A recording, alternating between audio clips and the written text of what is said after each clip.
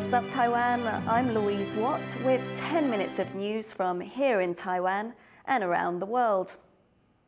A labour union at Taiwan's biggest airport says it's reached a deal to avoid a strike during the busy Lunar New Year period. Ground crew working for the Taoyuan International Airport Service Company had considered walking out because of pay disputes. The firm employs 2,400 people and handles around 70% of the airport's ground crew. Talks between the company and the workers' union broke down last week. But on Wednesday, the union said they had reached an agreement. The company has not yet released a statement. For the last 3 days, Taoyuan Airport has been grappling with a separate strike by staff working for EVA Air, Taiwan's second biggest airline. That dispute has not been resolved. Taiwan's President Tsai Ing-wen has met with former NATO Secretary General Anders Fogh Rasmussen. Rasmussen, who previously served as Denmark's Prime Minister, is in the country for 3 days. It's the first official visit by a former NATO Secretary General to Taiwan. Rasmussen now heads up the global non-profit Alliance of Democracies Foundation. He says he's come to Taiwan to support the country's right to decide its own future in the face of rising threats from China. The world's democracies represent 60% of the global economy. If we can work together, then we are representing a formidable force that will create respect in Beijing and other capitals of autocratic nations. Taiwanese prosecutors have filed lawsuits to strip almost 200 newly elected politicians of their jobs. The Supreme Prosecutor's Office says 188 winning candidates broke the law during Taiwan's local elections in November. That's about 2% of the total. They include 1 county chief and nearly 30 local councillors. Prosecutors haven't said which rules the candidates allegedly broke. Under Taiwan law, elections can be declared invalid if candidates commit any one of several crimes, including vote buying. South Korea's president has warned of ending a deal aimed at reducing tensions with North Korea if his country's airspace is again violated by the North. That's according to Yonhap news agency. The agreement, which has been in place since 2018, is designed to lower tensions and improve communication between the two Koreas. The North flew several drones into South Korean airspace last week, and North Korea had a record number of missile tests last year. Earlier this week, South Korea and United States officials said they're planning to launch tabletop exercises to counter North Korea's increasing nuclear threats.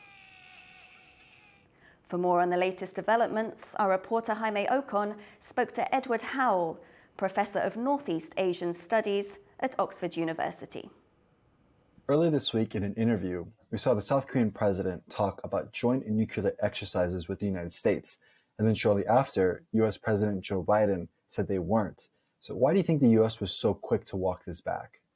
Washington has a lot on its plate, and Washington does not want to be seen to be taking its eye off key global crises. And we know that there are lots of global crises at the moment. I mean, Russia and Ukraine, the paralysis of the UN Security Council, China, which has been a vital part and an increasingly vital part of the US national security strategy. But I think another reason to bear in mind, Yoon Suk-yeol, the South Korean president, he is trying to have his own independent foreign policy. And South Korea, this is one of the dilemmas that South Korea has, an ironclad alliance with the United States historically, but also a need to develop its own independent foreign policy, and particularly in terms of defense, okay? But I think that the Biden administration is just trying to remain cautious now. I think the Biden administration does not want to move too quickly with respect to any forms of commitment to South Korea, to Japan, particularly given how rapidly the geopolitics of the Northeast Asian region is changing.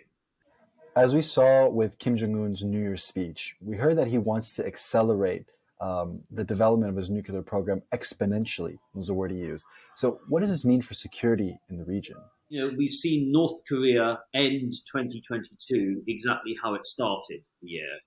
Missile launches and missile tests, okay? And we know that last year, particularly the latter half of the year, saw an unprecedented, hitherto unseen number of ballistic missiles.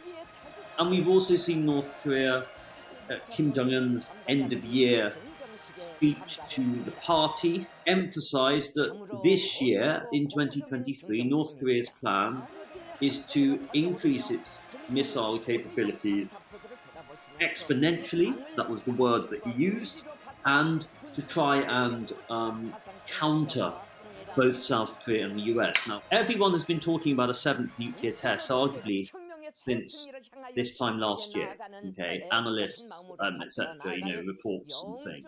My concern is that given the state of international order at the moment, and what do I mean by that? I mean continued global focus on Ukraine, paralysis of the United Nations Security Council. If North Korea were to conduct a seventh nuclear test, it would not only highlight North Korea's determination, increasing sophistication of missile and nuclear capabilities, but arguably this was expected. Crucially, it would highlight that the UN Security Council is completely impotent. I think a weakened UN Security Council is a big global concern.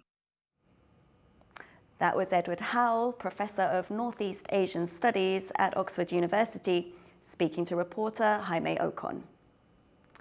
Back in Taiwan, Hualien County in the east of the country is hoping to open the country's first conservation area for flying foxes. Sally Jensen reports. The Ryukyu flying fox has not had it easy. The fruit bat, native to Taiwan and the surrounding region, is under threat from habitat loss and hunting. There are believed to be only 200 left of the local subspecies. Hualien County in eastern Taiwan is home to about a quarter of them. The county hopes to open the first conservation area for these nocturnal creatures. 胡佛它分布的核心热区就跟我们人类活动的范围重叠，就是很多都是在公园绿地，然后所以其实有很多民众傍晚出去散步、运动的时候会有机会看到胡佛飞过，或是看到它们在树上觅食这样。 The proposed Malin Creek Grade 2 Coastal Reserve would provide a safe habitat for the bats. There would be regulations on tree pruning and river projects. 人溪的出海口一直到中正桥的这个河段，在这个区段里面，我们有种植的一些胡佛比较常食用的这个像林火龙这一类的水桐木，让它能够在这个栖地那有一个比较友善的一个环境。 The flying foxes would be accompanied by land crabs and other species whose numbers are in decline. The proposal for the reserve has been submitted to the Interior Ministry for approval. The conservationists who have gone to bat for the flying fox are hopeful their plans will bear fruit. Ethan Chen and Sally Jensen for TaiwanPlus. Taiwan's birth rate hit a new low in 2022, according to government figures. Only 126,000 babies were born between January and November last year, and the numbers point to a nearly 9% decline from 2021. Taiwan's falling birth rate is already considered a national security crisis. Fewer children being born means the workforce will start to drop off before the end of the decade. It also poses a long-term problem for the military, with a smaller pool to recruit from. Civic groups say the government needs to spend more on subsidies and childcare to encourage people to have more kids. Thank you for watching What's Up Taiwan. Finally today, we leave you with images of maple leaves turning red in central Taiwan. I'm Louise Watt. Take care, and I'll see you next time.